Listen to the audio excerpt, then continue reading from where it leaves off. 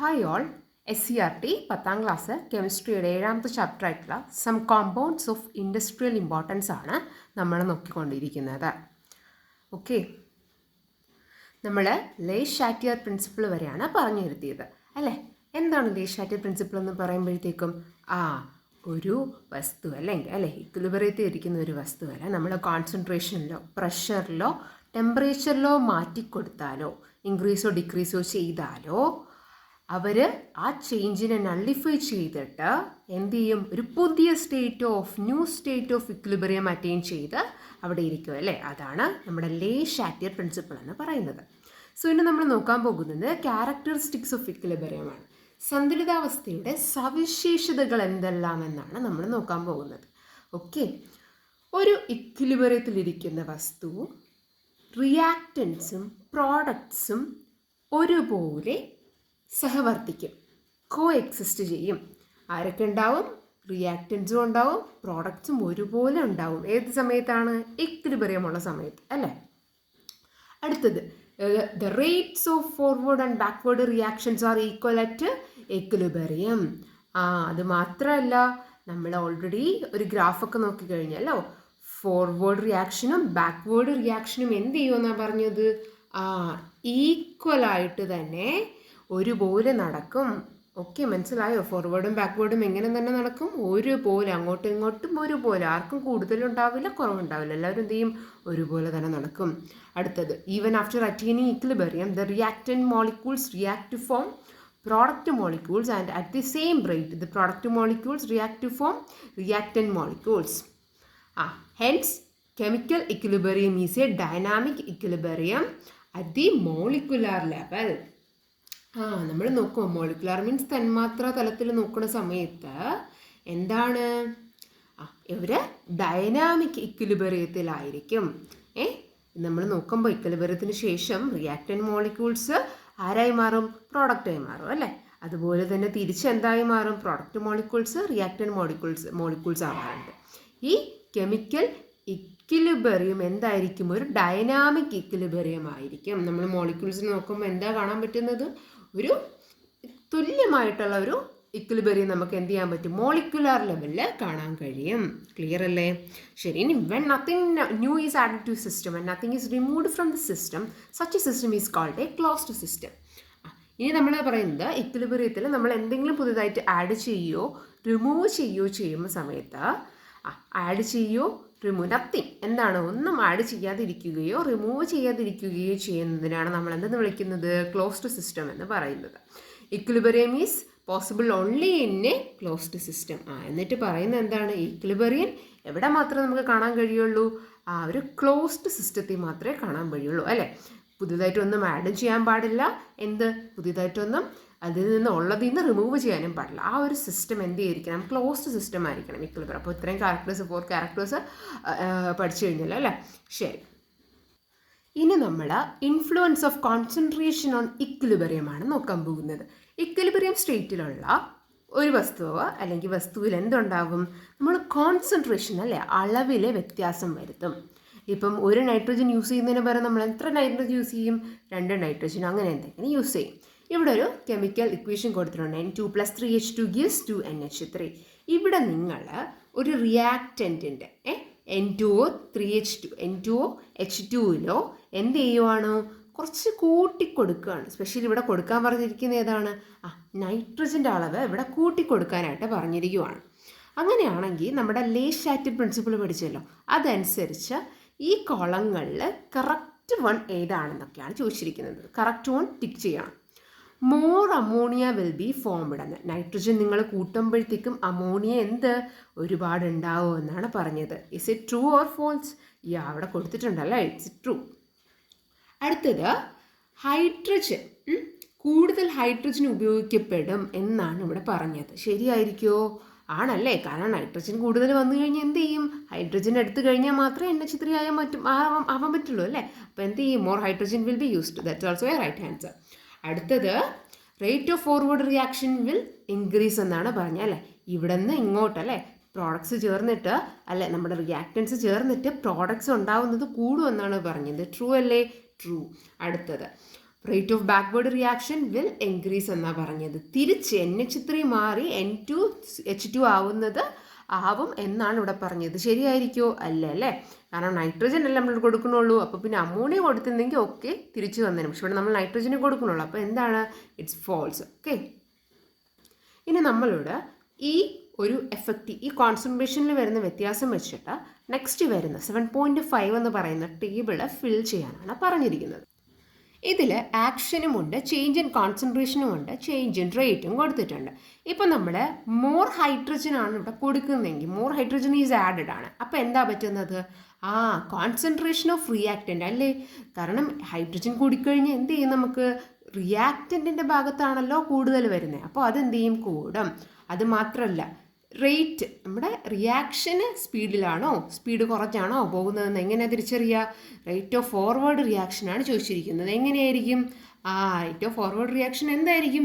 Increase അല്ലേ, increases, കൂടുകയല്ലേ ചെയ്യുന്നത്. കാരണം നമ്മൾ എവിടെയാണ് കൊടുത്തത്? റിയാക്റ്റൻസ് ആണ് കൊടുത്തത്, അതുകൊണ്ടാണ് ഇൻക്രീസ് ആവുന്നത്. സോ ഇനി കുറച്ച് അമോണിയ കൂടുതൽ കൊടുക്കാൻ പോവാണ്. More ammonia is added. What? More ammonia is added. കാരണം നമ്മൾ ഓൾറെഡി എന്തൊക്കെ കൊടുത്തു കഴിഞ്ഞു? നൈട്രജനും കൊടുത്തു കഴിഞ്ഞു, ഹൈഡ്രജനും കൊടുത്തു കഴിഞ്ഞു. അടുത്ത് എന്താണ് കൊടുക്കുന്നത്? അമോണിയ. അങ്ങനെയാണെങ്കിൽ എന്ത് പറ്റും? പ്രോഡക്ട്സിൻ്റെ കോൺസെൻട്രേഷൻ അല്ലേ, കാരണം അമോണിയ എന്ന് പറയുന്നത് പ്രോഡക്റ്റാണ്, അത് ഇൻക്രീസ് ചെയ്തു. അടുത്തത് റേറ്റ് ഓഫ് ബാക്ക്വേർഡ് റിയാക്ഷൻ എന്ത് ചെയ്തു? ഇൻക്രീസ് അല്ലേ, തിരിച്ചല്ലേ നടന്നേ, റിയാക്ഷൻ ഇൻക്രീസ് ചെയ്തു. ഇനി നമ്മൾ അമോണിയ റിമൂവ് ചെയ്യണം. കുറച്ച് അമോണിയ എന്ത് ചെയ്യുക? റിമൂവ് ചെയ്യുവാണ്. അപ്പോൾ ചേഞ്ച് ഇൻ കോൺസെൻട്രേഷൻ, പ്രോഡക്റ്റിൻ്റെ അവിടെ വരുന്ന കോൺസെൻട്രേഷൻ എങ്ങനെയായിരിക്കും? പ്രോഡക്റ്റ് എന്ന് പറയുന്നത് എന്താണ്? റൈറ്റ് സൈഡിൽ കാണുന്നതാണ് പ്രോഡക്റ്റ് എന്ന് പറയുന്നത് അല്ലേ.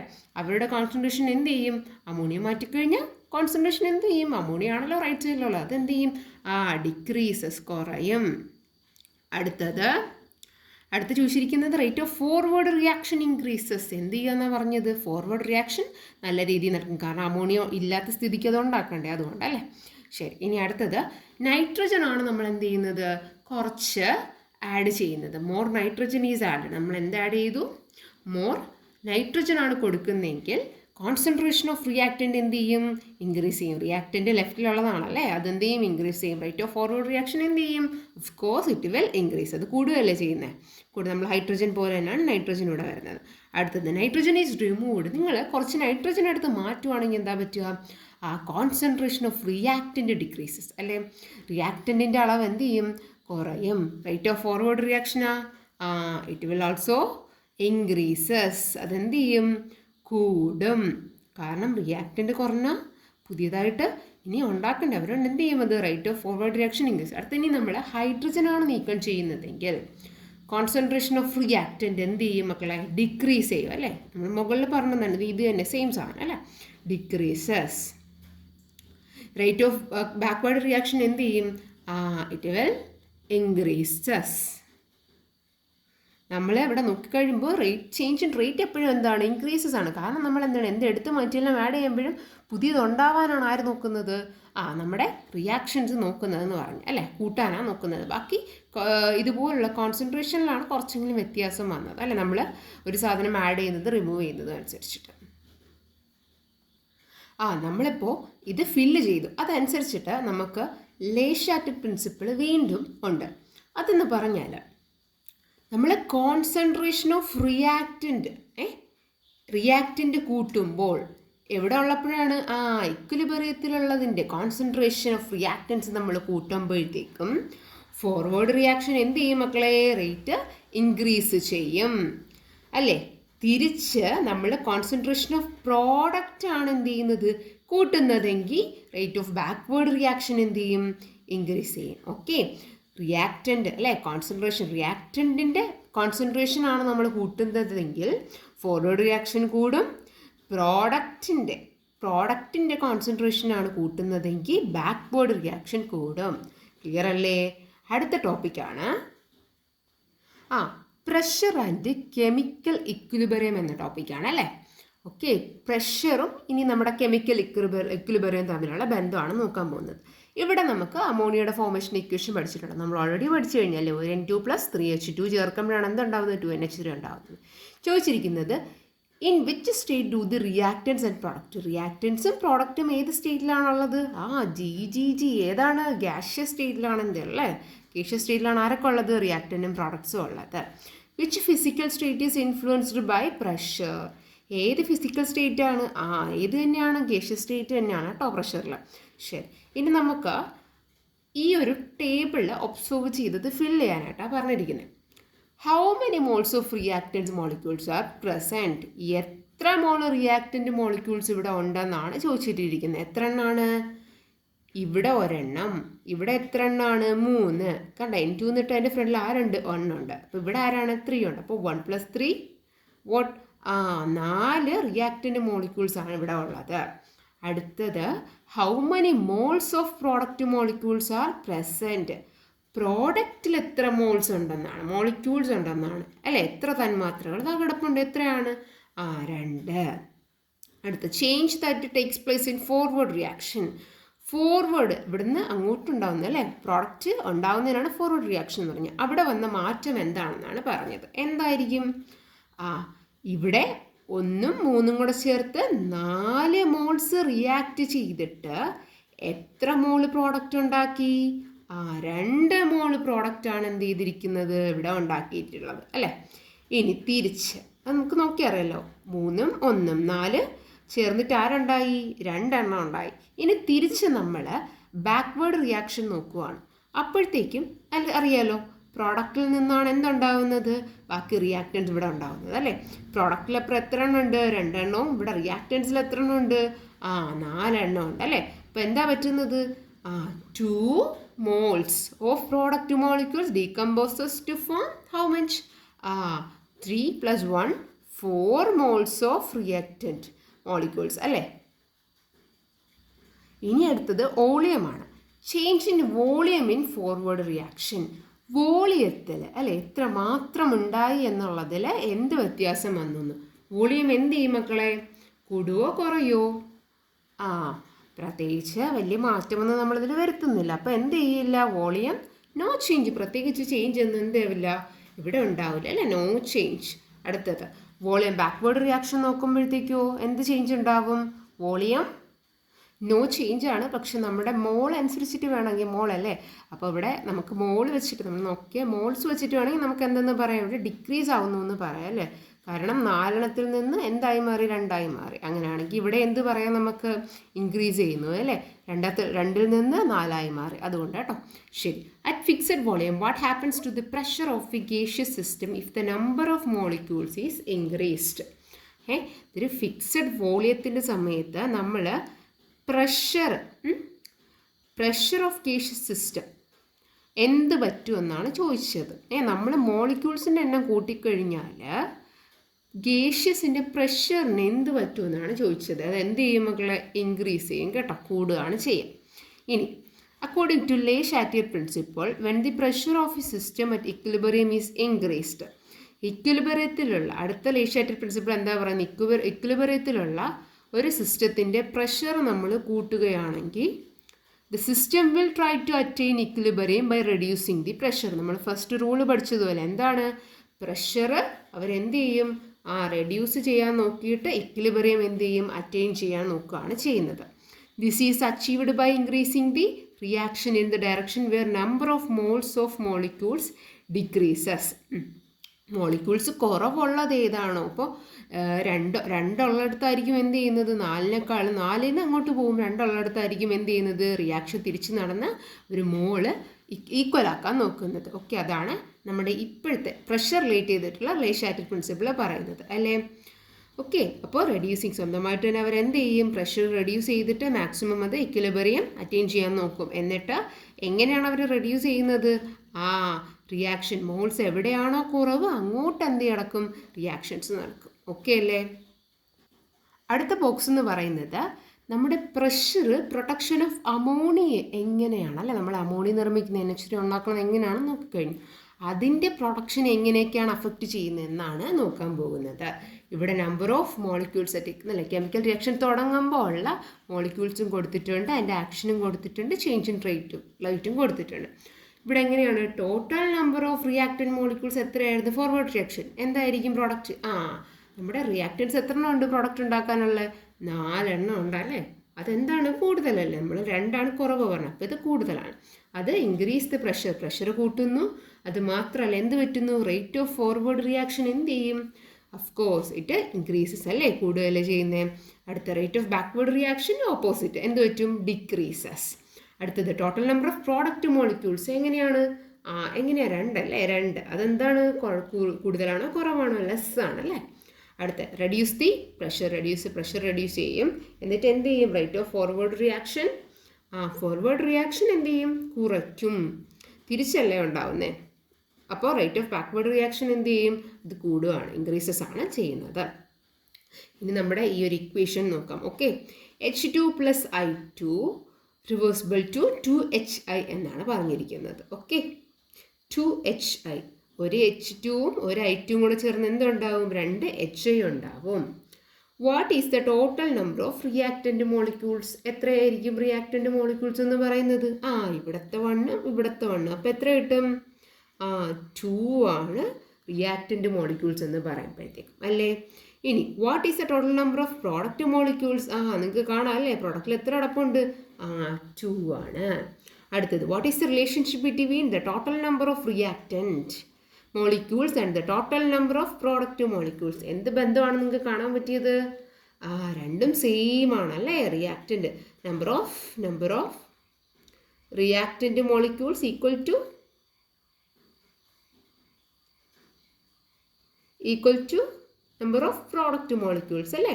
രണ്ടും എന്താണ്? സെയിം ആണെന്നാണ് നമുക്ക് കിട്ടിയത്. കാരണം രണ്ടും എന്തായിരുന്നു? രണ്ട് വെച്ചിട്ടായിരുന്നു അല്ലേ, product molecules. Does pressure influence this reaction? Pressure ഇതിൽ വല്ല ബാധിക്കുന്നുണ്ടോ? ഒരു ചേഞ്ചുമായിട്ട് നമുക്ക് കാണാൻ പറ്റുന്നില്ലല്ലേ, വിസിബിളി നോ ചേഞ്ച്. അപ്പോൾ എന്താണ്? നോ. ഞാനിവിടെ നോ പറഞ്ഞതിൻ്റെ റീസൺ ഇവിടെ കൊടുത്തിട്ടുണ്ട്. Okay, in a reversible reaction, ഒരു റിവേഴ്സിബിൾ റിയാക്ഷനിൽ ഇപ്പോൾ no change in molecules of reactants and product. Okay, നമ്മൾ നേരത്തെ നോക്കിയില്ലേ, രണ്ടിടത്തും റിയാക്റ്റൻറ്റിനും 2 പ്രോഡക്റ്റിനും 2. അതുകൊണ്ട് തന്നെ പ്രഷറിന് എന്തില്ല? ഒരു എഫക്റ്റും ഉണ്ടാക്കാൻ കഴിയില്ല. മനസ്സിലായോ? ഓക്കെ, അത് ഗേഷ്യസ് സ്റ്റേറ്റിലായിരിക്കും, അതുകൂടെ ഓർത്തോളാം. ഓക്കെ, റിവേഴ്സിബിൾ റിയാക്ഷനിൽ നമ്പർ ഓഫ് മോളിക്യൂൾസ് ഓഫ് റിയാക്റ്റൻറ്റും പ്രോഡക്റ്റും ഈക്വൽ ആണെങ്കിൽ നമ്മൾ പ്രഷർ കൊടുത്തു കഴിഞ്ഞാലും അവിടെ ഒരു മാറ്റവും ഉണ്ടാക്കാനായിട്ട് കഴിയില്ല. ഓക്കെ, അടുത്തത് ടെമ്പറേച്ചർ ആൻഡ് ഇക്വിലിബ്രിയം എന്ന ടോപ്പിക്കാണ് നമ്മൾ നോക്കാൻ പോകുന്നത്. Temperature and equilibrium. ഇനി ടെമ്പറേച്ചർ എങ്ങനെ അഫക്റ്റ് ചെയ്യുമെന്നാണ് നോക്കാൻ പോകുന്നത്. നമ്മൾ ഓൾറെഡി കോൺസെൻട്രേഷൻ നോക്കി, പ്രഷർ നോക്കി, അടുത്തത് ടെമ്പറേച്ചറാണ്. ഇവിടെ N2 + 3H2 ചേർന്നിട്ട് 2NH3യും ഹീറ്റും ഉണ്ടായി എന്നാണ് പറഞ്ഞത്. Here which is the endothermic reaction? ഇവിടെ ഏതാണ് എൻഡോതെർമിക് റിയാക്ഷൻ എന്ന് ചോദിക്കുക. എന്താണ് എൻഡോതെർമിക് എന്നറിയാമോ മക്കളെ? എൻഡോതെർമിക് എന്ന് പറഞ്ഞാൽ ചൂട് ആഗിരണം. എൻഡോതെർമിക് മീൻസ് ഹീറ്റ് എന്ത് ചെയ്യും? ഒരു അബ്സോർബ് ചെയ്യുന്ന ഒരു പ്രോസസ്സാണ് എൻഡോതെർമിക് എന്ന് പറയുന്നത്. എക്സോതെർമിക് എന്ന് പറഞ്ഞാൽ ഹീറ്റ് റിലീസ് ചെയ്യുന്നു അല്ലെങ്കിൽ റിലീസ് പുറത്ത് വിടുന്നു. എൻഡോതെർമിക് എന്ന് പറഞ്ഞാൽ എന്ത് ചെയ്യും? ആഗിരണം അല്ലെങ്കിൽ ഹീറ്റ് അബ്സോർബ് ചെയ്യുന്ന രീതിയാണ്. അപ്പോൾ ചോദിച്ചിരിക്കുന്നത് ഇവിടെ ഫോർവേഡ് റിയാക്ഷൻ ആണോ ബാക്ക്വേർഡ് റിയാക്ഷൻ ആണോ എൻഡോതെർമിക് എന്നാണ് ചോദിച്ചിരിക്കുന്നത്. നമ്മൾ ഫോർവേഡ് നോക്കുമ്പോൾ ഇവിടെ ഹീറ്റ് എന്ത് ചെയ്യപ്പെടുവാണ്? റിലീസ് ചെയ്യപ്പെടുവാണ് ചെയ്യുന്നത്. അപ്പോൾ തിരിച്ചാണെങ്കിലോ ഹീറ്റ് ഉപയോഗിച്ചിട്ടാണ് എന്ത് ചെയ്യുന്നത്? റിയാക്റ്റൻ്റ് ഉണ്ടാക്കണം. അപ്പോൾ എന്ത് റിയാക്ഷൻ വരും? Backward reaction. ഇവിടെ നിന്ന് ഇങ്ങോട്ടല്ലേ ഉണ്ടാവുള്ളൂ ഈ റിയാക്ഷൻ. ഓക്കെ, ഇത് വരും ബാക്ക്വേർഡ് റിയാക്ഷനാണ് വരുന്നത്. On increasing the temperature the system tries to reduce it by increasing the rate of endothermic reaction അല്ലേ. നമ്മൾ ടെമ്പറേച്ചർ കൂട്ടിക്കൊടുക്കുകയാണെങ്കിൽ നമ്മൾ ഓൾറെഡി എന്താണ് ഇക്വിലിബ്രിയത്തിൽ നമ്മൾ ലേ ഷാറ്റർ പ്രിൻസിപ്പിൾ അനുസരിച്ചിട്ട് നമ്മൾ പറഞ്ഞല്ലേ ഒരു മാക്സിമം എന്ത് ചെയ്യും? വന്ന ചേഞ്ചസ് നള്ളിഫൈ ചെയ്തിട്ട് മാക്സിമം അതുപോലെ തന്നെ കണ്ടിന്യൂ ചെയ്യാൻ, ഇക്വിലിബ്രിയം സ്റ്റേറ്റിൽ തന്നെ കണ്ടിന്യൂ ചെയ്യാൻ നോക്കും അല്ലേ. ഇവിടെ നോക്കിക്കേ, നമ്മൾ ടെമ്പറേച്ചർ കൂട്ടിക്കൊടുക്കുമ്പോൾ അവരിവിടെ എന്ത് കൂട്ടും? എൻഡോതെർമിക് റിയാക്ഷൻ അല്ലേ. എൻഡോതെർമിക് റിയാക്ഷൻ എന്ത് ചെയ്യും? അവർ കൂട്ടും. അത് അങ്ങനെ ചെയ്യുമ്പോഴത്തേക്കും ബാക്ക്വേർഡ് റിയാക്ഷനാണ് കൂടുന്നത് അല്ലേ. ഒന്ന് നോക്കിക്കേ, ബാക്ക്വേർഡ് റിയാക്ഷൻ അല്ലേ കൂടുന്നത്. Okay, so temperature has to be reduced in order to increase the rate of forward reaction. അപ്പോൾ നമുക്ക് ശരിക്കും പറഞ്ഞാൽ ഈ NH3 ഇവിടെ ഉണ്ടാവണമെങ്കിൽ നമ്മൾ എന്ത് റെഡ്യൂസ് ചെയ്ത് കൊടുക്കണം? ടെമ്പറേച്ചർ കുറച്ച് കൊടുക്കണം. എന്നാൽ മാത്രമേ ഫോർവേഡ് റിയാക്ഷൻ നടക്കുകയുള്ളൂ. നമുക്ക് അമോണിയ അല്ലേ ഉണ്ടാക്കാനുള്ളത്. അപ്പോൾ അല്ലാതെ നൈട്രജനും ഹൈഡ്രജനും അല്ലല്ലോ. അപ്പോൾ എന്ത് ചെയ്യണം? നമ്മൾ ടെമ്പറേച്ചർ കുറച്ച് കൊടുക്കുകയാണ് ചെയ്യണം. അങ്ങനെ മാത്രമാണെങ്കിൽ എന്ത് കൂടുള്ളൂ? Forward reaction കൂടുകയുള്ളൂ. പക്ഷേ അവിടെയും ഒരു പ്രശ്നമുണ്ട്. ബട്ട് അറ്റ് ലോ ടെമ്പറേച്ചർ ആവുന്ന സമയത്ത് ഈ മോളിക്യൂൾസിന് എന്തുണ്ട്? ഒരു ത്രഷോൾഡ് എനർജി ഉണ്ടായിരിക്കും. അത് വളരെ കുറവായിരിക്കും. അതുകൊണ്ട് തന്നെ ഇവരുടെ അങ്ങോട്ടും ഇങ്ങോട്ടും എന്താണ് ത്രഷോൾഡ് എനർജി എന്ന് പറയുമ്പോൾ അവർക്ക് മൂവ് ചെയ്യാനൊക്കെ ഉള്ളൊരു എനർജി കൊടുക്കുന്ന ഒരു എനർജിയാണ് ത്രഷോൾഡ് എനർജി എന്ന് പറയുമ്പോഴത്തേക്കും. അത് കാരണം എന്ത് ചെയ്യും? The rate of forward and backward reaction get significantly reduced and hence the system will take more time to attain equilibrium. Okay, അങ്ങനെയാണെങ്കിൽ ഇത്രയും കേസ് ഉള്ളത് കൊണ്ട് നമ്മൾ അമോണിയ ഉണ്ടാക്കുമ്പോൾ എത്ര ടെമ്പറേച്ചറാണ് യൂസ് ചെയ്യുന്നത്? 450 ഡിഗ്രി സെൽഷ്യസ് ടെമ്പറേച്ചറാണ് എന്ത് ചെയ്യുന്നത്? നമ്മൾ അമോണിയ നിർമ്മിക്കാൻ നേരത്ത് എടുക്കുന്നത്. ഈ 450 ഡിഗ്രി സെൽഷ്യസ് ആണ് എന്തോന്ന്? അമോണിയം ഉണ്ടാക്കുന്നതിനുള്ള optimum temperature. Okay, maximum minimum ഇതിലപ്പുറവും കൊടുക്കാൻ പറ്റില്ല, ഇത് കുറച്ചും കൊടുക്കാൻ പറ്റില്ല. ഓക്കെ, അപ്പോൾ ഇനി സിസ്റ്റം അറ്റ് ഇക്വിലിബ്രിയത്തിലുള്ള സിസ്റ്റത്തിൽ നമ്മൾ ടെമ്പറേച്ചർ കൂട്ടിക്കൊടുക്കുമ്പോൾ എന്താ സംഭവിക്കുന്നത്? എൻഡോതെർമിക് റിയാക്ഷനാണ്. കാരണം തിരിച്ചാവും അല്ലേ? തിരിച്ചാവും. കാരണം ഇതെന്തെയാണ്? മാക്സിമം ഹീറ്റ് ആഗിരണം ചെയ്യണം. അപ്പോൾ തിരിച്ചാവുക ചെയ്യുന്നത്. അങ്ങനെയാണെങ്കിൽ നമ്മൾ ടെമ്പറേച്ചർ ഡിക്രീസ് ചെയ്യുമ്പോൾ എന്ത് ചെയ്യും? എക്സോതെർമിക് റിയാക്ഷൻ കൂടും. ടെമ്പറേച്ചർ ഇവിടെ കുറച്ച് കൊടുക്കുമ്പോഴാണ് എന്തുണ്ടാകുന്നത്? നമുക്ക് NH3 ഉണ്ടായി കിട്ടുന്നത്. ക്ലിയർ അല്ലേ? ആൻഡ് ഓൾസോ മറക്കരുത് 450 ഡിഗ്രി സെൽഷ്യസ് ആണ് എന്തോന്ന്? അമോണിയം ഉണ്ടാക്കുന്നതിനാണ് ഒരു ഒപ്റ്റിമം ടെമ്പറേച്ചർ, കറക്റ്റ് ടെമ്പറേച്ചർ അല്ലേ? അടുത്ത് നമ്മൾ നോക്കാൻ പോകുന്ന ടോപ്പിക്കാണ് catalyst and equilibrium. You know that catalyst, നിങ്ങൾക്ക് അറിയാം എന്താണ് കാറ്റലിസ്റ്റ് എന്ന് പറയുന്നത്? Catalyst are the substances which increase the rate of reaction. നമ്മുടെ റിയാക്ഷൻ്റെ റേറ്റ് കൂട്ടുന്നത് അല്ലേ? റിയാക്ഷൻ പെട്ടെന്ന് നടക്കണമെന്നൊക്കെ തീരുമാനിക്കുന്നത് ആരാണ്? ചില സമയത്ത് കാറ്റലിസ്റ്റുകളാണ്.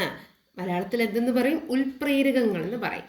ഇവരാണ് കെമിക്കൽ റിയാക്ഷനിൽ നല്ല രീതിയിൽ അത് വർദ്ധിപ്പിക്കാൻ, രാസപ്രവർത്തനം വർദ്ധിപ്പിക്കാൻ ഉപയോഗിക്കുന്ന ഒരു സാധനമാണ് എന്തോന്ന്? കാറ്റലിസ്റ്റ് എന്ന് പറയുന്നത്. ഇവർ സ്പീഡ് കൂട്ടാനും കുറയ്ക്കാനൊക്കെ സഹായിക്കുന്നതാണ്. പക്ഷേ ശരിക്കും പറഞ്ഞ പ്രോഡക്റ്റ് ഉണ്ടാവാനും റിയാക്ട് ഉണ്ടാവാനും അപ്പോൾ സമയത്ത് ഇടയിലൊന്നും കയറില്ല. ഇവരെന്ത് ചെയ്യും? കൂട്ടുകയും കുറയ്ക്കുകയും മാത്രം ചെയ്യുന്ന പരിപാടിയാണ് ആര് ചെയ്യുന്നത്? നമ്മുടെ കാറ്റലിസ്റ്റുകൾ ചെയ്യുന്നത്. നമ്മൾ നോക്കുമ്പോൾ ഇനി റിവേഴ്സിബിൾ റിയാക്ഷൻ സമയത്ത് കാറ്റലിസ്റ്റ് എന്ത് ചെയ്യും? ഫോർവേഡ് റിയാക്ഷനും കൂട്ടും, ബാക്ക്വേർഡ് റിയാക്ഷനും കൂട്ടും. അവർക്ക് പറ്റുന്നത്തോളം എന്ത് ഉപയോഗിക്കും? അവരുടെ ഒരു കഴിവ് വെച്ചിട്ട് ഫോർവേഡ് റിയാക്ഷനും ബാക്ക്വേർഡ് റിയാക്ഷനും എന്ത് ചെയ്യും? അവർ മാക്സിമം കൂട്ടും. അതുകൊണ്ട് തന്നെ സിസ്റ്റം എന്ത് ചെയ്യും? നമ്മുടെ കെമിക്കൽ സിസ്റ്റം എന്ത് ചെയ്യും? ഇക്വിലിബ്രിയം വളരെ പെട്ടെന്ന് തന്നെ അറ്റൈൻ ചെയ്യപ്പെടുകയാണ് ചെയ്യുന്നത്. What happens to the rate of reaction of system at equilibrium when a catalyst is added? നിങ്ങളോട് ചോദിച്ചിരിക്കുന്നത് ഇക്വിലിബ്രിയത്തിലുള്ള റിയാക്ഷനിൽ നമ്മൾ കാറ്റലിസ്റ്റ് ആഡ് ചെയ്യുമ്പോൾ എന്ത് മാറ്റമാണ് ഉണ്ടാകുന്നതെന്നാണ്. എന്താണ്? അത് തന്നെയാണ് നമ്മൾ ഓൾറെഡി നോക്കിയല്ലേ. എന്താണ്? Increases rate of both forward and backward reaction അല്ലേ? ഫോർവേഡ് ആൻഡ് ബാക്ക്വേർഡ് റിയാക്ഷൻ അല്ലേ? ഇത് തന്നെ മുകളിൽ പറഞ്ഞു തന്നെയുണ്ട്. ബാക്ക്വേർഡ് റിയാക്ഷൻ എന്തിനു വേണ്ടിയിട്ട്? to attain equilibrium faster അല്ലേ? equilibrium faster. ഇനി what is the catalyst used in the manufacture of ammonia? അപ്പോൾ അമോണിയ നിർമ്മിക്കാനും എന്തുപയോഗിക്കുന്നുണ്ട്? ഒരു കാറ്റലിസ്റ്റ് അല്ലെ, ഒരു ഉൽപ്രേരകം ഉപയോഗിക്കുന്നുണ്ട്. ഏതാന്ന് നിങ്ങൾക്ക് അറിയാവോ? അയണാണ് അമോണിയ ഉൽപാദനം ചെയ്യുന്ന സമയത്ത് നമ്മൾ ഈ കാറ്റലിസ്റ്റായിട്ട് യൂസ് ചെയ്യുന്നത്. ക്ലിയർ അല്ലേ? അടുത്ത the manufacture of ammonia is a reversible reaction. Ammonia ഉണ്ടാക്കുന്നത് ഒരു റിവേഴ്സിബിൾ റിയാക്ഷനാണ്, നമ്മൾ ഓൾറെഡി പഠിച്ചിട്ടുണ്ട്. Which condition are favourable to obtain more product? അങ്ങനെയാണെങ്കിൽ ഏത് സാഹചര്യമാണ് നമുക്ക് കൂടുതൽ, നമ്മളിപ്പോൾ എന്തെങ്കിലും ഒരു സാധനം ഉണ്ടാക്കണമെങ്കിൽ അത് മാക്സിമം ഉണ്ടാക്കാൻ നോക്കില്ലേ, അപ്പോൾ അതിന് വേണ്ടിയുള്ള പെർഫെക്റ്റ് കണ്ടീഷൻസ് ഏതാണെന്നാണ്, ഫേവറബിൾ ആയിട്ടുള്ള കണ്ടീഷൻ ഏതാണ് നമ്മൾ പഠിച്ചതെന്ന് മനസ്സിലായി. എന്താണ്? ഇൻക്രീസസ് പ്രഷർ, പ്രഷർ എന്ത് ചെയ്യണം? കൂട്ടണം അല്ലേ, ഇൻക്രീസസ് പ്രഷർ. പിന്നെ എന്ത് ചെയ്യണം നമ്മൾ? ടെമ്പറേച്ചർ എന്ത് ചെയ്യണം? കൂട്ടണോ കുറയ്ക്കണോ? Decreases temperature. അതും ഒപ്റ്റിമലിൻ്റെ കാര്യം നമ്മൾ പറഞ്ഞു കഴിഞ്ഞു. അപ്പോൾ എങ്ങനെ പറയണം? ഡിക്രീസ് ചെയ്യണം അല്ലേ, ടെമ്പറേച്ചർ എന്ത് ചെയ്യണം? ഡിക്രീസ് ചെയ്യണം. ഇനി അടുത്ത ഇമ്പോർട്ടൻ്റ് ഒരു ടോപ്പിക്കാണ്. എന്താണ്? Sulphuric acid. സൾഫ്യൂരിക് ആസിഡിൻ്റെ ഫോർമുല എന്താണ്? H2SO4. Sulphuric acid H2SO4. Sulphuric, നമ്മൾ അമോണിയ ഇപ്പോൾ കഴിഞ്ഞിട്ടുണ്ട്, അടുത്താണ് സൾഫ്യൂരിക് ആസിഡ് അല്ലേ. Sulphuric acid is an important chemical used in the production of many substances. Ammonia മാത്രമല്ല അപ്പോൾ എല്ലാ ഫെർട്ടിലൈസേഴ്സിനൊന്നും പോലുള്ളതിനൊക്കെ യൂസ് ചെയ്യുന്നത്. നമ്മുടെ സൾഫ്യൂരിക് ആസിഡും എന്താണ്? ഒരു പ്രധാന ഘടകമാണ് അല്ലേ, ഒരു പ്രധാനപ്പെട്ട കെമിക്കലാണ്. എന്തിനൊക്കെ ഉപയോഗിക്കും നമ്മൾ? കെമിക്കൽ ഫെർട്ടിലൈസേഴ്സ് ഉണ്ടാക്കാൻ, പിന്നെ പെയിൻ്റ് അല്ലേ, നമ്മൾ ചിവറിലടിക്കുന്ന പെയിൻറ്റിന്, പിന്നെ ഫൈബേഴ്സ് ഉണ്ടാക്കാൻ, നാരുകൾ പോലത്തെ തുണിയാണ് അതുപോലത്തെ ഉണ്ടാക്കാൻ, അടുത്തെന്താണ്? മരുന്നുകൾ ഉണ്ടാക്കാൻ, പിന്നെ ഫാബ്രിക്സ് അല്ലേ, തുണി അതുപോലെ, പിന്നെ ഡിറ്റർജൻസ് അല്ലേ, ഡിറ്റർജൻസ് ഉണ്ടാക്കാനൊക്കെ എന്ത് ഉപയോഗിക്കുന്നു? നമ്മളെ സൾഫ്യൂരിക് ആസിഡ്. ഓൾസോ എവിടെയാണ്? Petroleum refining. പെട്രോള് നമുക്ക് എന്ത് ചെയ്തെടുക്കാൻ? റിഫൈൻ ചെയ്തെടുക്കാനും ആരുപയോഗിക്കുന്നു? നമ്മൾ സൾഫ്യൂരിക് ആസിഡ് ഉപയോഗിക്കുന്നു. ഇനി ആരാണ് ഈ സൾഫ്യൂരിക് ആസിഡ് എന്ന് ചോദിച്ചാൽ, they are the king of chemicals. കെമിക്കൽസിൻ്റെ രാജാവ്, രാസവസ്തുക്കളുടെ രാജാവ് എന്നാണ് ആരെന്നറിയപ്പെടുന്നത്? നമ്മുടെ സൾഫ്യൂരിക് ആസിഡ് അറിയപ്പെടുന്നത്. ബിക്കോസ് എന്തുകൊണ്ടായിരിക്കും അങ്ങനെ വിളിക്കുന്നത്? ഇമ്പോർട്ടൻ്റ് അല്ലേ, രാജാവ് എപ്പോഴും എന്തായിരിക്കും? ഒരു രാജ്യത്തിൻ്റെ തലവനായിരിക്കും. അതുപോലെ തന്നെ ഇൻഡസ്ട്രികളിൽ ഒരു പ്രധാനപ്പെട്ട ഒരു കെമിക്കലാണ് ആരെന്ന് പറയുന്നത്? നമ്മുടെ സൾഫ്യൂരിക് ആസിഡ്. അതുകൊണ്ടാണ് എന്ത് ചെയ്തത്? കിങ് ഓഫ് കെമിക്കൽസ് എന്ന് അദ്ദേഹത്തിനെ വിളിച്ചത്. ഇനി നമ്മുടെ ഹേബർ പ്രോസസ്സ് പോവില്ലേ, അമോണിയ ഹേബർ പ്രോസസ്സ് ആണെങ്കിൽ സൾഫ്യൂരിക് ആസിഡ് എന്തിലാണ് ഉണ്ടാക്കുന്നത്? കോണ്ടാക്റ്റ് പ്രോസസ്സ് എന്ന് പറയുന്ന പ്രക്രിയയിലൂടെയാണ് എന്ത് ചെയ്യുന്നത്? നമ്മൾ ഉണ്ടാക്കിയെടുക്കുന്നത്. ഇനി കോണ്ടാക്റ്റ് പ്രോസസ്സിൻ്റെ കൃത്യമായിട്ടുള്ള പോയിന്റ്സ് ഞാൻ പറയാം. ഇറ്റ്സ് ഇമ്പോർട്ടൻ്റ്, അത് പഠിച്ച് തന്നെ വെച്ചിരിക്കണം. ഫസ്റ്റ് എന്ന് പറയുന്നത് നമ്മൾ മോൾട്ടൺ സൾഫർ എന്ത് ചെയ്യും? നമ്മൾ molten sulphur, as solid, molten means കട്ടിയുള്ളതായിരിക്കില്ലേ, എസ് സൾഫർ എന്ത് ചെയ്യും? നമ്മൾ സോളിഡ് രൂപത്തിൽ എന്ത് ചെയ്യും? അതിനെ ബേൺ ചെയ്യും. എന്നിട്ട് നമ്മൾ എങ്ങനെയാക്കി മാറ്റും? അതിനെ മോയ്സ്ചർ ഫ്രീ ആക്കി മാറ്റും അല്ലേ. Atmospheric molten sulphur is burned in purified and moisture free atmosphere and converted to sulphur dioxide. First step. ആദ്യം ഈ സ്റ്റെപ്സ് എന്ത് ചെയ്യുക? നിങ്ങൾ ബൈഹാർട്ട് ചെയ്ത് വെക്കുക. ഫസ്റ്റ് എന്ത് ചെയ്യും? സൾഫറും ഓക്സിജനും കൂടെ. ഓക്സിജൻ എങ്ങനെയായിരിക്കും? നമ്മൾ പ്യൂരിഫൈഡ് അല്ല, നമ്മൾ അറ്റ്മോസ്ഫിയറിക് എയറിലുള്ള ഓക്സിജനാണ് എടുക്കുന്നത്. പക്ഷേ എന്താണ്? മോയ്സ്ചർ ഫ്രീ ആയിരിക്കും, വെള്ളമോ നനവോ ഒന്നും ഇല്ലാത്ത ഇതായിരിക്കും എടുക്കുന്നത്. അപ്പോൾ S+O2 കേഷ്യസ് ഫോമിലും എസ് എന്താണ്? സോളിഡ് ഫോമിലാണ്. എന്നിട്ട് ആരുണ്ടാക്കിയെടുക്കും? സൾഫർ ഡയോക്സൈഡ് SO2 എന്ത് ചെയ്യും? ഉണ്ടാക്കിയെടുക്കും. നമ്മൾ സൾഫ്യൂരിക് ആസിഡ് ഉണ്ടാക്കാൻ സ്റ്റെപ്പ് ബൈ സ്റ്റെപ്പ് പ്രോസസ്സ് ഉണ്ട്. ആദ്യം SO2, പിന്നെ 2SO2, SO3, പിന്നെ H2SO7, എന്നിട്ടാണ് എന്തുണ്ടാക്കുന്നത്? H2SO4 എന്ന് പറയുന്ന സൾഫ്യൂരിക് ആസിഡ് ഉണ്ടാക്കുന്നത്. അടുത്തത് നമ്മൾ എന്ത് ചെയ്യും?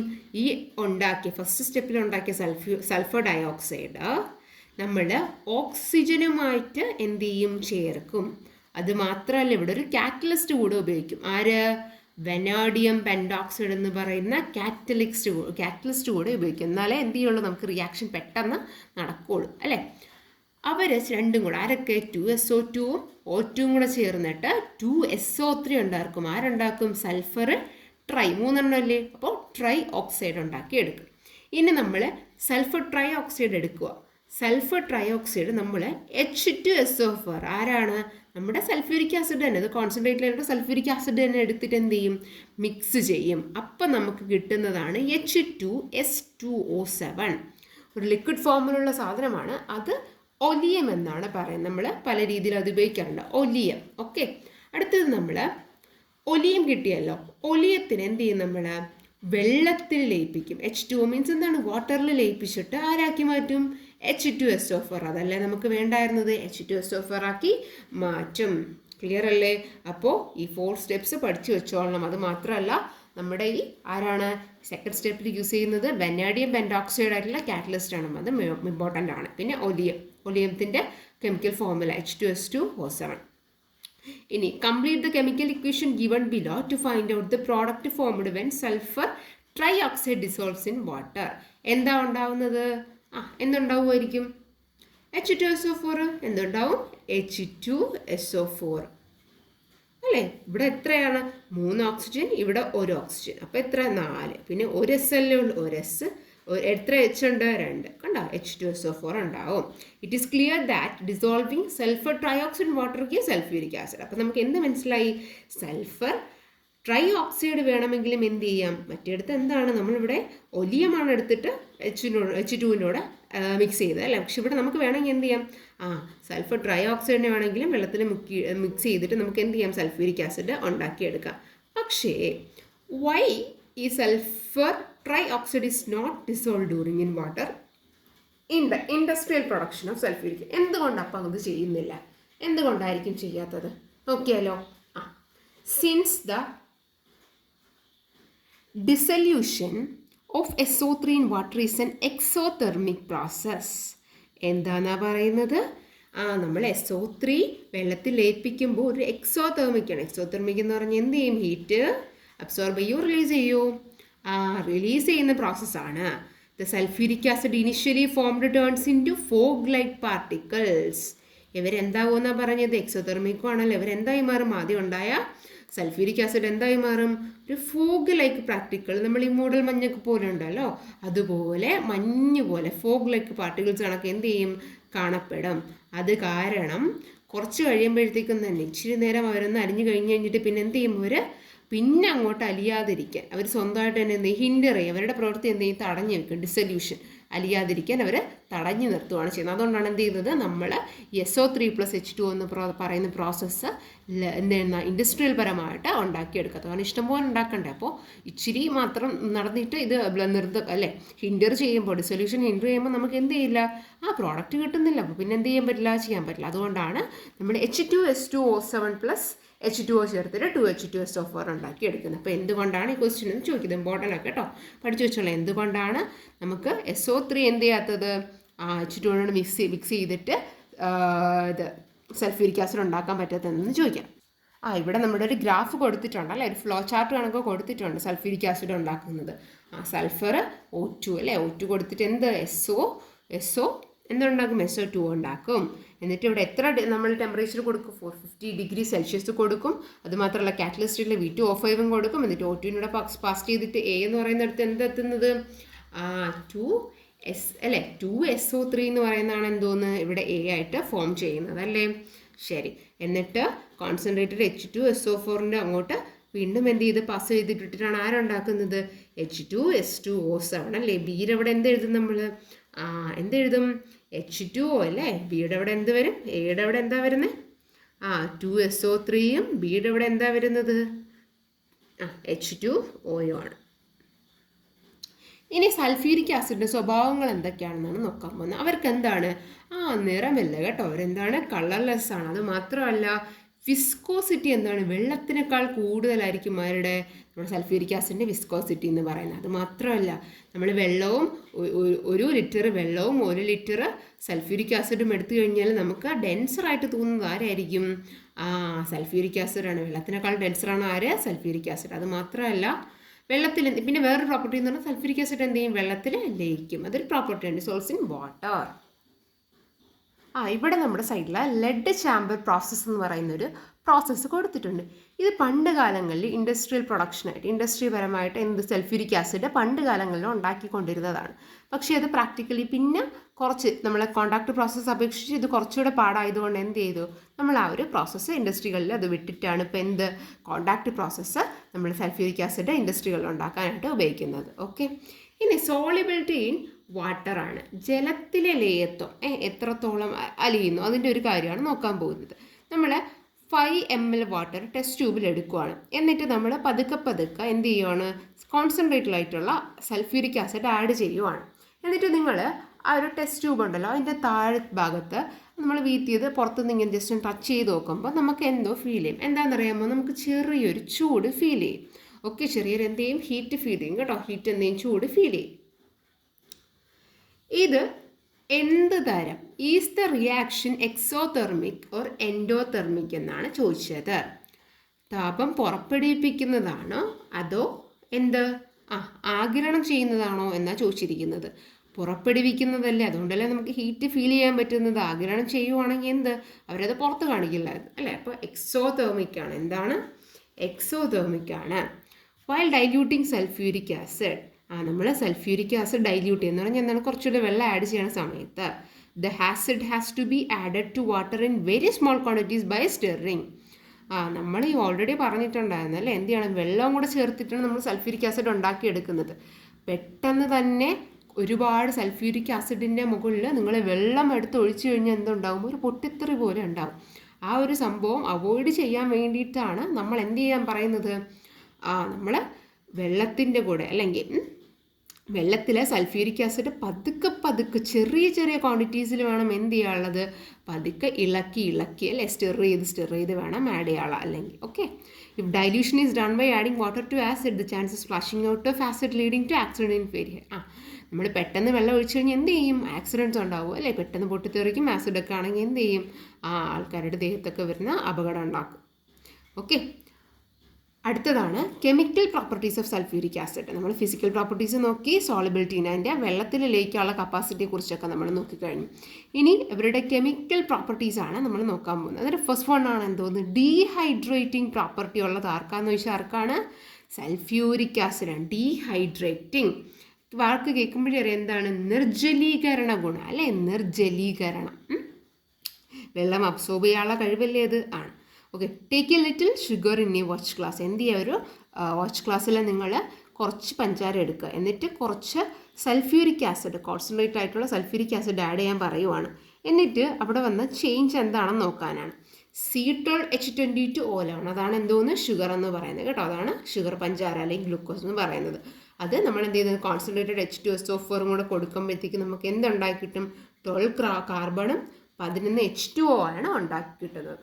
ഈ റിയാക്ഷൻ ചെയ്യുന്ന സമയത്ത് നിങ്ങളോട് ചോദിച്ചിരിക്കുന്നത് ഒരു ബ്ലാക്ക് സബ്സ്റ്റൻസ് അവിടെ കാണപ്പെടും. അതെന്തായിരിക്കും ബ്ലാക്ക് സബ്സ്റ്റൻസ്? എന്തായിരിക്കും? കാർബൺ ആയിരിക്കും. എന്തായിരിക്കും? കാർബൺ ആയിരിക്കും. കാരണം നമ്മുടെ കാർബൺ എന്ന് പറഞ്ഞാൽ നമ്മുടെ പേനയുടെ നിബില്ലേ, പേനയുടെ നിബിലുള്ള അത് കാർബൺ കൊണ്ടാണ്. അത് ഗ്രാഫൈറ്റ് ആണ്, കാർബണിൻ്റെ ഒരു രൂപമാണ്. അത് മാത്രമല്ല നമ്മൾ കോളറിയിലെ കൽക്കരി, അതൊക്കെ എന്താണ്, കാർബണിൻ്റെ വേറെ രൂപങ്ങളാണ്. ഓക്കെ, കാർബൺ എന്ന് പറയുന്ന എലമെൻറ്റ് വേറെ രൂപങ്ങളാണ്. അപ്പോൾ നമ്മൾ കാണുന്ന ആ ബ്ലാക്ക് സബ്സ്റ്റൻസ് എന്താണ്, കാർബൺ ആണ്. ഇനി what is the ratio of number of atoms of hydrogen and oxygen in a molecule of sugar? ഹൈഡ്രജൻ്റെയും ഓക്സിജൻ്റെയും റേഷ്യോ ചോദിച്ചിരിക്കുകയാണ്. മോളിക്യൂൾ ഷുഗറിലെ എത്രയായിരിക്കും? നമ്മൾ ഓൾറെഡി നോക്കിക്കഴിഞ്ഞാൽ അല്ലേ, എന്തിൻ്റെ C12H22O11 അല്ലേ, H22ഉം O11 ആണ്. അങ്ങനെയാണെങ്കിൽ ഹൈഡ്രജൻ എത്ര?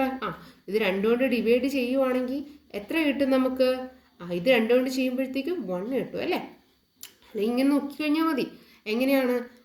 ഇത് 1 ടൈംസ് ആണ് ON എന്ന് പറയുന്നത്, അതിൻ്റെ ഡബിൾ ആണ് ആരെന്ന് പറയുന്നത് 22. അപ്പോൾ എന്തെന്ന് പറയാം നമുക്ക്, 2:1 ആണ് എന്തോന്ന്, റേഷ്യോ അല്ലേ. ആരൊക്കെ തമ്മിലുള്ള റേഷ്യോ? ഹൈഡ്രജനും ഓക്സിജനും തമ്മിലുള്ള റേഷ്യോ എന്ന് പറയാം അല്ലേ. ഇതിൻ്റെ 11 അല്ലേ, ഇങ്ങനെ എടുത്താലും മതി. 11ൻ്റെ ഇരട്ടിയാണ് ആരെന്ന് പറയുന്നത് 22. അപ്പോൾ ഇത് 1 ആണെങ്കിൽ അവൻ എത്ര ആയിരിക്കും? 2 ആയിരിക്കും. ഓക്കെ, അങ്ങനെ 2:1 ആണ് റേഷ്യോ എന്ന് പറയുന്നത്. ഇനി it is clear that sulphuric acid absorbed the elements hydrogen and oxygen from sugar in the same ratio as in water. നമുക്കത് മനസ്സിലായല്ലോ അല്ലേ. എന്താണ്, വെള്ളത്തിൻ്റെ അളവനുസരിച്ച് എന്ത് ചെയ്തു അല്ലേ, എത്രത്തോളം വെള്ളം അബ്സോർബ് ചെയ്തിട്ടുണ്ടോ അതുപോലെ തന്നെ എന്ത് ഹൈഡ്രജനും ഓക്സിജനും ഷുഗറിൽ നിന്ന് അബ്സോർബ് ആയിട്ടുണ്ട്. ഇനി എന്താണ് ഡീഹൈഡ്രേഷൻ എന്നാണ് നോക്കുന്നത്. ഡീഹൈഡ്രേഷൻ എന്ന് പറയുന്ന പ്രോസസ്സ് എന്ന് പറയുന്നത് എന്താണ്, അബ്സോർബിങ് കെമിക്കലി കമ്പൈൻഡ് വാട്ടർ. എന്ത് ചെയ്ത് നമ്മൾ വെള്ളം എന്ത് ചെയ്തിരിക്കുകയാണ്, കെമിക്കലി, ഇപ്പോൾ വേറെ ഓക്സിജനോ വേറെ എന്തെങ്കിലുമൊക്കെ എലമെൻറ്റുമായിട്ടൊക്കെ ചേർന്നിരിക്കുന്ന സമയത്ത് ഇവരെന്ത് ചെയ്യും, നമ്മുടെ അബ്സോർബ് ചെയ്യും അല്ലേ. അത് ആരുമായിട്ടൊക്കെ ചേർന്നിരുന്നത്, വാട്ടറും ഹൈഡ്രജനും ഓക്സിജനും ആയിട്ട് ചേർന്നിരുന്ന് എവിടെയെങ്കിലും കണ്ടു കഴിഞ്ഞാൽ എന്ത് ചെയ്യും, നമ്മളെ സൾഫ്യൂരിക് ആസിഡ് പോയി അബ്സോർബ് ചെയ്യും. ആ ഒരു സ്വഭാവമാണ് ആർക്കുള്ളത്, ഡീഹൈഡ്രേഷൻ എന്ന് പറയുന്ന സ്വഭാവം ആർക്കുണ്ട്, നമ്മൾ സൾഫ്യൂരിക് ആസിഡിനുണ്ട് അല്ലേ. ഡീഹൈഡ്രേഷൻ എന്ന പരിപാടി എന്ന് പറയുമ്പോഴത്തേക്കും കെമിക്കലി ഒരുമിച്ചിരിക്കുന്ന സാധനങ്ങൾ എന്തൊക്കെ നമ്മൾ ഗ്ലൂക്കോസ് ഒക്കെ കഴിഞ്ഞാൽ ഒരു കെമിക്കൽ ഫോം ചെയ്തതാണ്. വെള്ളമോ ഹൈഡ്രജനോ ഓക്സിജനോ കെമിക്കൽ ഒരുമിച്ചിരിക്കുന്നത് കണ്ടാൽ അതും കൂടെ ശ്രദ്ധിക്കണം. എന്താണ് സെയിം റേഷ്യോയിലായിരിക്കും. റേഷ്യോയും എങ്ങനെയായിരിക്കണം? വെള്ളത്തിൻ്റെ അതേ റേഷ്യോ ആയിരിക്കണം. 2:1 ആരുടെതാണ്? നമ്മുടെ ആരുടെയൊക്കെയാണ്? ഹൈഡ്രജൻ വാട്ടർ അല്ലേ, H2O. നമ്മുടെ വെള്ളത്തിൻ്റെത് ഹൈഡ്രജൻ്റെ H2 ആൻഡ് ഓക്സിജൻ 2:1 എന്ന് പറയുന്നത് നമ്മുടെ ആരുടെയാണ്? H2O. വാട്ടറിൻ്റെതും ഈ സെയിം റേഷ്യോ ആണ്. അതുപോലെ എന്തായിരിക്കണം? സെയിം റേഷ്യോ ആണെങ്കിൽ അവരെന്ത് ചെയ്യും? ഡീഹൈഡ്രേറ്റ് ചെയ്യും. പ്രത്യേകിച്ച് കോൺസെൻട്രേറ്റഡ് സൾഫ്യൂരിക് ആസിഡ് ഒരു പ്രധാനപ്പെട്ട എന്താണ്? ഒരു ഡീഹൈഡ്രേറ്റിംഗ് ഏജൻ്റ് ആണ്. ഡീഹൈഡ്രേഷൻ ഉപയോഗിക്കുന്ന ഒരു വസ്തുവാണ്. ക്ലിയർ അല്ലേ? നമ്മുടെ സൾഫ്യൂരിക് ആസിഡിൻ്റെ ഡീഹൈഡ്രേറ്റിംഗ് പ്രോപ്പർട്ടി കുറച്ച് കാര്യങ്ങൾ ചെയ്തിട്ട് നോക്കാനായിട്ടാണ് പറഞ്ഞിരിക്കുന്നത്. നിങ്ങൾ ആക്ടിവിറ്റി ചെയ്ത് ഒബ്സർവ് ചെയ്യാനാണ് പറഞ്ഞിരിക്കുന്നത്. എന്ത് ചെയ്യാണ്? കുറച്ച് കോൺസെൻട്രേറ്റഡ് സൾഫ്യൂരിക് ആസിഡ് നമ്മൾ ഗ്ലൂക്കോസിലോട്ട് ആഡ് ചെയ്യുന്ന സമയത്ത് എന്താ നിങ്ങൾ കാണുന്നതെന്നാണെന്ന് നോക്കിയാൽ എന്താണ്? ഗ്ലൂക്കോസ് ചേഞ്ചസ് ടു ബ്ലാക്ക് അല്ലേ, ബ്ലാക്ക് കളറായിട്ട് മാറും. അതുമാത്രമല്ല ഒരു പോറസ് മാസ് ഓഫ് കാർബൺ അവിടെ എന്ത് ചെയ്യും? ഫോം ചെയ്തിട്ടുണ്ടാവും. അടുത്തത് നമ്മൾ കോൺസെൻട്രേറ്റഡ് സൾഫ്യൂരിക് ആസിഡ് ഒരു തുള്ളിയായിട്ടൊരു ബ്ലൂ കോപ്പർ സൾഫേറ്റിൽ ഒരു വാച്ച് ഗ്ലാസ്സിൽ നമ്മൾ എടുക്കുവാണെങ്കിൽ ഈ ബ്ലൂ ആയിട്ടിരുന്ന കോപ്പർ സൾഫേറ്റ് എന്തായി മാറും? വെള്ള കളർ, വൈറ്റ് കളറായിട്ട് മാറും. ഓക്കെ, ഇവിടെ ബ്ലാക്ക് ആയിട്ടുള്ള കാർബൺ ഉണ്ടാവുകയും ഇവിടെ എന്ത് ചെയ്യും? വൈറ്റ് ടേൺസ് അല്ലേ, ബ്ലൂ ആയിരുന്നത് എന്തായി മാറി? വൈറ്റായി മാറുകയാണ് ചെയ്യുന്നത്. ഇനി അടുത്ത പ്രോപ്പർട്ടിയാണ് ഡീഹൈഡ്രേഷൻ കഴിഞ്ഞു. അടുത്തതാണ് എന്തോന്ന്? Drying property. അടുത്ത എന്ത് പ്രോപ്പർട്ടിയാണ്? Drying property. എന്താണ് ഡ്രൈയിങ് ഏജൻറ്റ് എന്ന് പറഞ്ഞാൽ? അവർ മോയിസ്ചർ അബ്സോർബ് ചെയ്യാൻ കഴിവുള്ള സബ്സ്റ്റൻസുകളാണ് നമ്മൾ എന്തെന്ന് വിളിച്ചത്? ഡ്രൈയിങ് ഏജൻറ്റ്സ് എന്ന് വിളിച്ചത്. ഓക്കെ, മോയിസ്ചർ അല്ലെ, നനവ് അബ്സോർബ് ചെയ്യാൻ കഴിവുള്ള ആൾക്കാരെയാണ് നമ്മൾ എന്തെന്ന് വിളിച്ചത്? ഡ്രൈയിങ് ഏജൻറ്റ്സ് എന്ന് വിളിച്ചത്.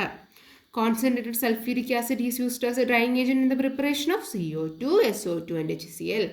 അപ്പോൾ ഈ കോൺസെൻട്രേറ്റഡ് സൾഫ്യൂരിക് ആസിഡ് നമ്മൾ എന്താ ഡ്രൈയിങ് ഏജൻ്റായിട്ട് യൂസ് ചെയ്യാറുണ്ട് അല്ലേ? ഏതിനൊക്കെയാണ്? കാർബൺ ഡൈ ഓക്സൈഡ്, സൾഫർ ഡൈ ഓക്സൈഡിനും ഹൈഡ്രോക്ലോറിക് ആസിഡിനൊക്കെ നിർമ്മിക്കാൻ വേണ്ടി ആര് ഉപയോഗിക്കാറുണ്ട്? നമ്മൾ ഡ്രൈയിങ് ഏജൻ്റായിട്ട് ഈ നമ്മുടെ സൾഫ്യൂരിക് ആസിഡിനെ ഉപയോഗിക്കാറുണ്ട്. ഇനി concentrated H2SO4 is not used as a drying agent in the preparation of NH3. H2SO4 നമ്മൾ NH3 അല്ലേ, അമോണിയ ഉണ്ടാക്കാൻ ഡ്രൈയിങ് ഏജൻ്റായിട്ട് ഉപയോഗിക്കുന്നില്ല. എന്തുകൊണ്ടെന്ന് വെച്ചാൽ അമോണിയ എന്താണ്? ബേസിക്കാണ്. നമുക്കറിയാലോ അമോണിയ ഈസ് ബേസിക് അല്ലേ, ammonia is basic character. Ammonia is basic in character അല്ലേ. അതുകൊണ്ട് ഇവരെന്ത് ചെയ്യുമെന്ന് പറഞ്ഞാൽ H2SO4മായി എന്ത് ചെയ്യും? റിയാക്ട് ചെയ്യും. H2SO4മായി റിയാക്ട് ചെയ്യും. ഓക്കെ, അമോണിയ എന്ത് ചെയ്യും? പെട്ടെന്ന് ഒരു ബേസിക് സ്വഭാവം കൊണ്ട് എന്ത് ചെയ്യും? ഒരു പെട്ടെന്ന് തന്നെ H2SO4 ആയിട്ട് റിയാക്ട് ചെയ്യും. പിന്നെ നമ്മൾ പ്രതീക്ഷിച്ച സാധനം കിട്ടില്ലല്ലോ, അതുകൊണ്ടാണ്. അടുത്ത നോക്കാൻ പോകുന്നത് എന്താണ്? റിയാക്ഷൻ വിത്ത് സോൾട്ട്സ് ആണ് നോക്കാൻ പോകുന്നത്. ഓക്കെ, ഇനി റിയാക്ഷൻ വിത്ത് സോൾട്ട്സ്.